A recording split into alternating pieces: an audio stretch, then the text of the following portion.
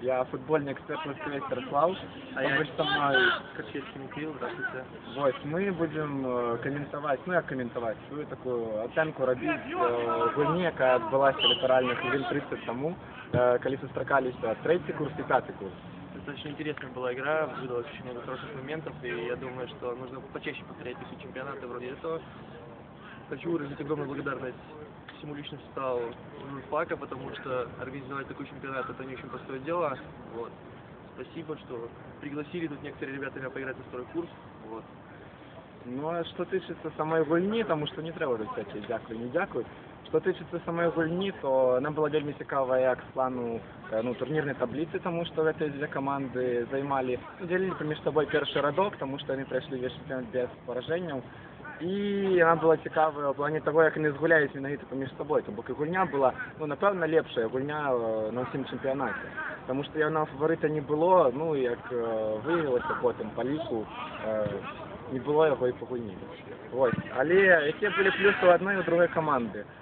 За третій курс, звісно, вирішальним став уділ такого гульця, як Сергій Мардасевич, який просто, звісно, гульню напереді зробив для третього курсу. Ну і, звісно, Артур Жоль, який був організатором чемпіонату і стояв у воротах у третього курсу. Все, що він мог перехопити, все, що він мог не пустити у ворота, він не пустив.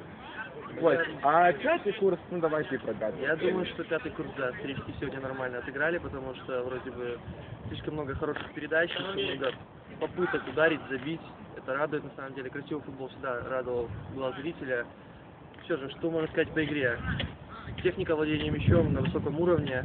Не хватило немножко характера, чтобы доиграть. Ничья тоже, на самом деле, 3-3 хороший счет, красивая игра.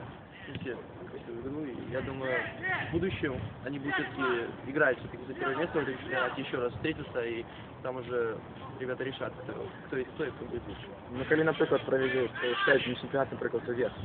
Але чемпіон поки невідомий, тому що у п'ятого курсу і у третього курсу однолькова балів у таблиці. Але третій курс, звісно, лідирує по розниці забитих і пропущених м'ячів. І все вирішить гульня п'ятого курсу з другим курсом.